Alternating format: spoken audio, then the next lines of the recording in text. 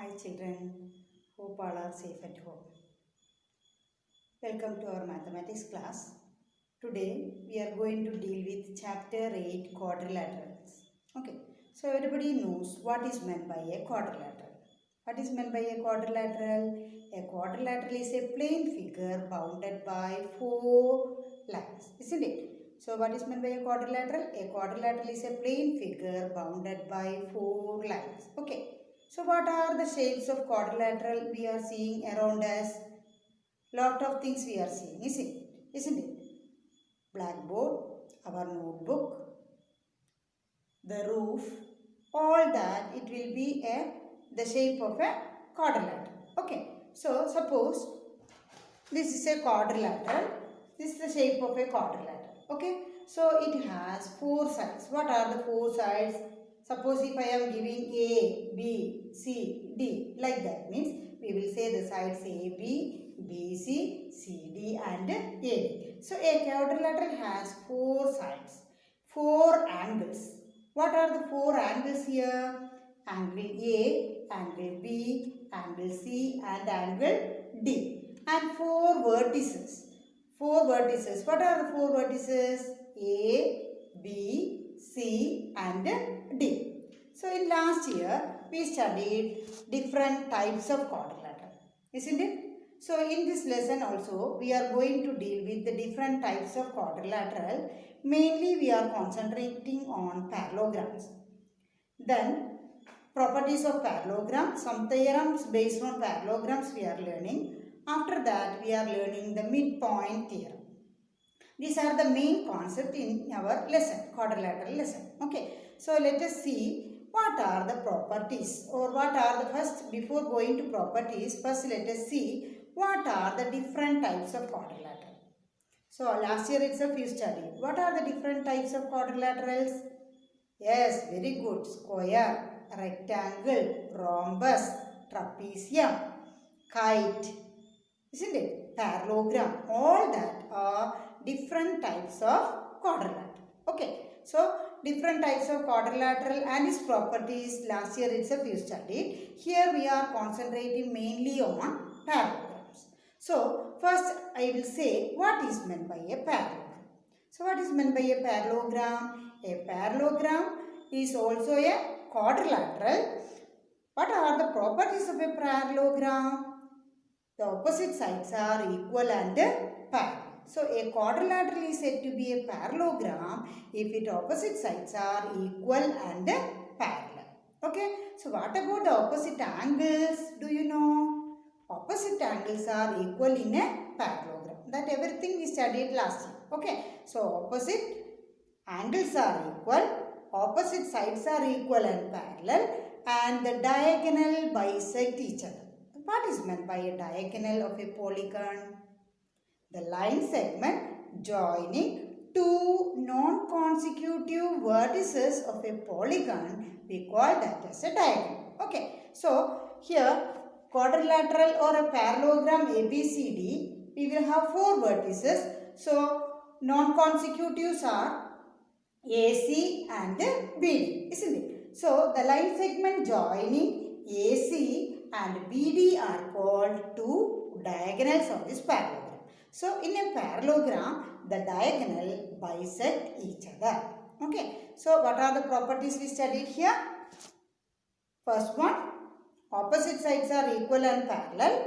Opposite angles are equal. The diagonal bisect each other. Okay. These are the main properties of a parallelogram. So what are the properties we studied? Why we are studying all these properties? Because for doing some sums, we have to prove that some figures are said to be congruent or all that results. For proving, we must need the basic result of the properties of a quadrilateral. Okay, that is why I am insisting you what are the properties of different kinds of quadrilateral you studied. First you go through that and come and sit for learning the 9th standard lesson. Then it is easy for you because if you know all the properties of different kinds of, for example, a square. Square means what about a square properties? All the 4 sides are equal, each angle is 90 degree. Okay, so if you know all this concept, then it is nothing difficult to prove all the exercise sums. Okay, so in detail based on the theorems we can learn now. First theorem,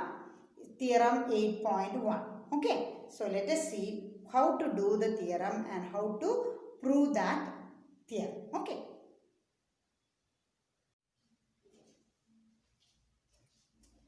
So let us see, children, theorem 8.1.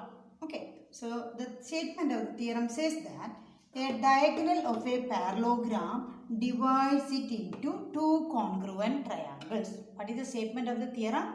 A diagonal of a parallelogram divides it into two congruent triangles. Okay, so triangle lesson, congruence of triangles already you studied. Okay, so first we must see, for proving a theorem, 5 steps are needed. What are the 5 steps?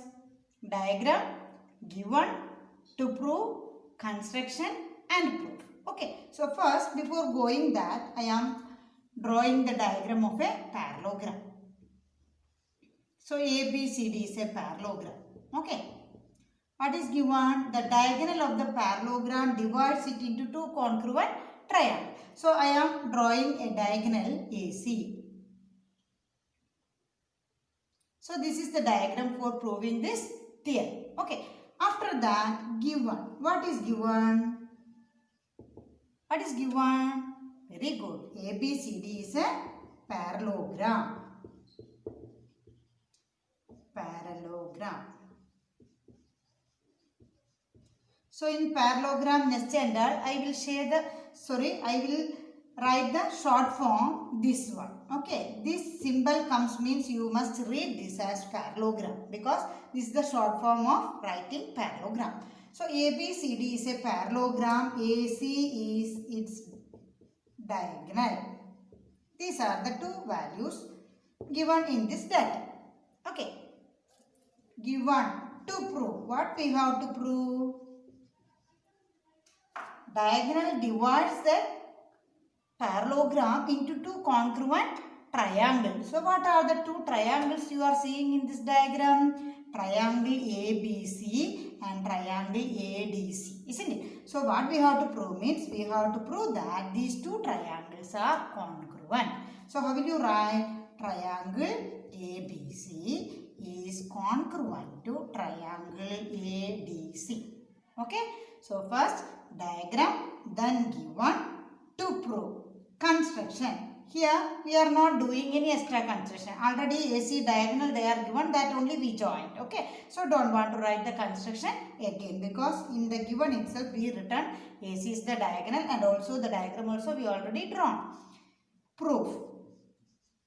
All of you see, children. So triangle lessons with understanding all the congruencies you studied means nothing difficult in this one also because maximum quadrilaterals they are divided into triangles and comparing by CPCT only we are proving most of the result in exercise sums. Okay. So the triangle lesson if you learn well, nothing difficult in the quadrilateral lesson. So for proving this, I am considering two triangles. What are the two triangles I have to consider here? Triangle ABC and triangle ADC.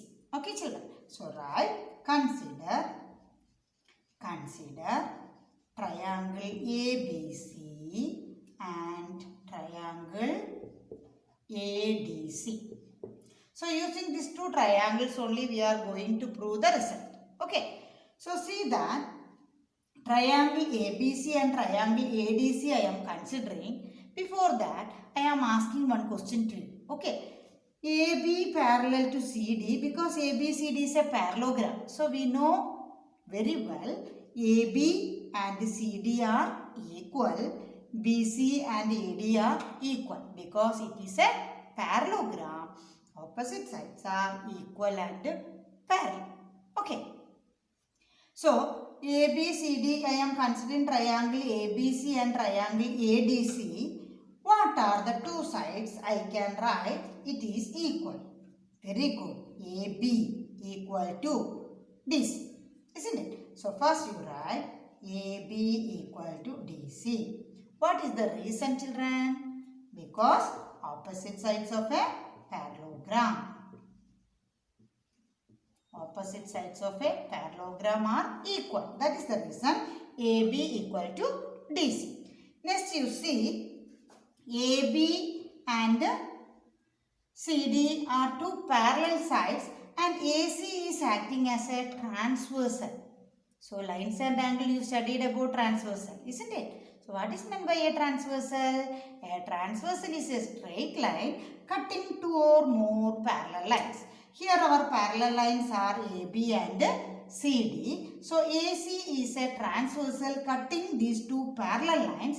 So we know that a transversal cut to parallel line corresponding angles are equal, alternate angles are equal, sum of angles, co-interior angles on the same side of the transversal are supplementary. Okay, so these three results you know well. Okay, so I have second result alone I am applying here. So AB parallel to CD and AC is a transversal. So what are the two angles I can write equal? Angle BAC. This angle is same as angle DCA, isn't it? Because AC is a transversal, these two are alternate angles. Okay, so I can write this as angle BAC is equal to angle DCA. Okay, then again AB parallel to CD and AC is a transversal. One more alternate angles are there. What are the another pair of alternate angles? Angle, this angle. What will come? Angle BCA. Angle BCA equal to angle, this angle. So how will you write angle DAC? Okay, that is why with the two lines I represent these two alternate angles and one line I represent these two alternate angles. So AB parallel to CD and AC is a transversal. So by theorem we know that alternate angles are equal. So we got these two angles also equal. So see that we are getting AB equal to DC this side, then two angles. Okay. Otherwise, instead of applying these angles, you can apply SSS congruency also. How you can apply? AB equal to CD. Then next BC equal to AD. Then AC equal to AC common. Okay. You can apply any one method. So in the textbook they insisted with AB parallel to CD and AC is a transversal. So some people are with the help of the textbook they are learning. That is why I stick on to this result. Okay, otherwise you can apply SSS congruency also because it is a parallelogram, opposite sides are equal. So AC is acting as a common side, so we can say that by SSS congruency also these two triangles are congruent. Okay, so here two angles, these two angles, this one, this two and this one of the side. So two angle and one side, AAS congruency we are applying here. Okay, therefore triangle ABC is congruent to triangle ADC. ABC first triangle is congruent to second triangle by which congruency? Here with angle I proved, so I can write AAS rule. AAS congruency. Congruency only I am writing AAS rule. Okay, so we can say that triangle ABC is congruent to triangle ADC. Hence the proof. That only they ask you to prove. Isn't it? If a diagonal of a parallelogram divides it into two congruent triangles. So we got two triangles, the two triangles ABC and ADC, that also congruent here. Okay children, so understood clearly? Very good. Copy down.